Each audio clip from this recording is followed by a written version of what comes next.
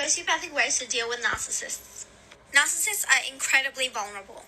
They must create a false self to cover for the imperfections within their true self. They have deep insecurities. They have no innocence of self and they rely on you. The easiest way to break a narcissist is to take away your narcissistic supply that you've been giving to them. Narcissistic supply can include compliments, love, affection, constantly telling someone that they're smarter than they are, prettier than they are, all the types of things that make them feel really good. You take that away and they're broken.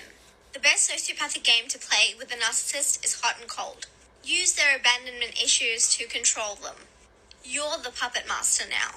Sociopaths can be parasitic, and what's better than to feed off of a narcissist?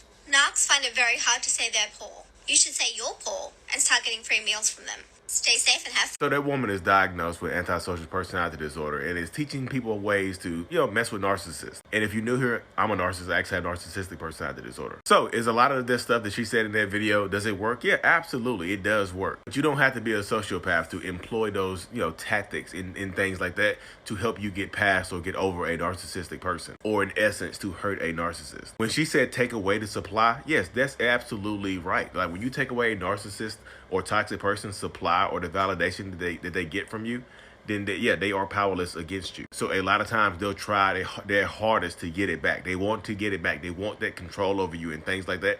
So they'll become obsessive over you and try their hardest to get back into your life sometimes. That's why when you go no contact on a narcissist or toxic person, a lot of times they will act like that. They will try their hardest to get back into your life in some way, shape, or form. They'll beg and plead, they'll cry, they'll promise to change, they'll blow your phone up, they'll pop up at your job, they'll pop up at your house and things like that. And yes, a lot of narcissistic people do have a false sense of self, like me included. I typically tell people that the person you see in front of you right now is just an accumulation of the personality traits that I've seen in other people that I've either been jealous of or that I've admired.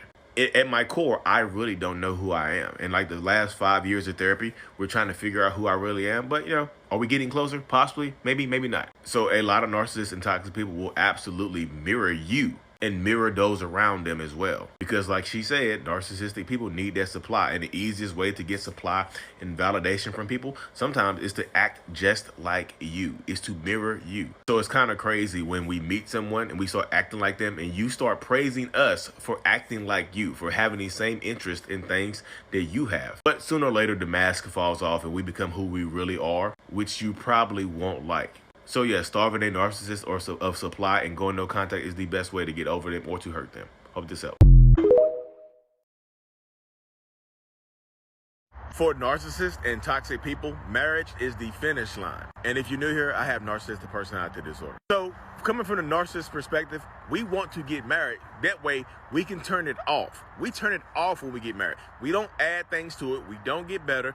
We don't transition into a better person once we get married. It's like we running the race. We cross that marriage finish line. We're like, done, got you. You're trapped now. While you, on the other end of the perspective, you think that marriage is going to make everything better. Maybe when we get married, he or she can go back to the person they were in the beginning of the relationship. I know they have the potential to go back to that person. I'm just hoping and praying that once we get married and have kids and things like that, it'll go back to the beginning. Newsflash, it does not get better. Adding kids, adding a marriage, adding a mortgage does not make toxic people better. It actually makes them worse because the more you add, the more they feel like they have you trapped. So narcissists see marriage as the finish line, whereas survivors and victims see it as the start. Hope this helps.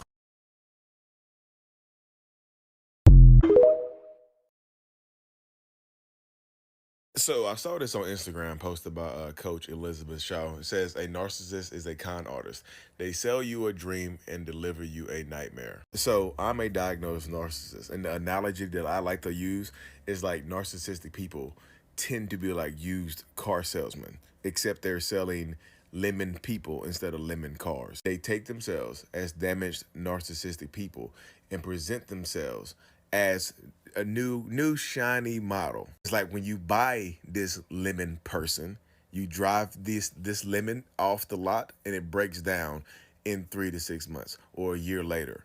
Most narcissistic people are going to present themselves as someone else when you first meet them. They're going to become whoever they need to be to get you to fall for them. They study you, they become you, they mirror you, and yeah, a lot of them lie about who they really are up front. And once you fall in love with them, that's when they break down. To continue the analogy, a lot of times you're too deep into the relationship now to just, to try to return this person back to the lot. Because now you're married, now you have kids, now you live together. Something has happened, something big has happened down the road. So take your time and don't fall for a narcissistic person's high pressure sales tactics when they're trying to sell you themselves.